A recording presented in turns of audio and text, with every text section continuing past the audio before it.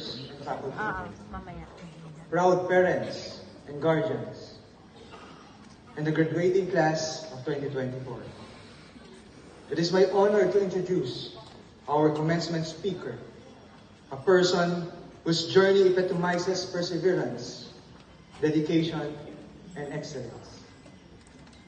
Our speaker is a proud alumnus and current BS Business Administration faculty member at the College of Management and Accountancy.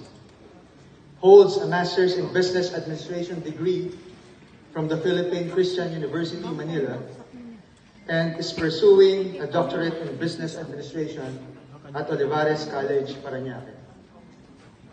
His academic achievements reflect his commitment to lifelong learning and his drive to excel. His story is an epitome of remarkable determination and resilience. His journey from the outstanding student to respected educator is truly inspiring. Beyond academics, he has demonstrated versatility and leadership in various professional roles. His work ethic, motivational skills, and dedication to continuous improvement make him a role model for all aspiring professionals.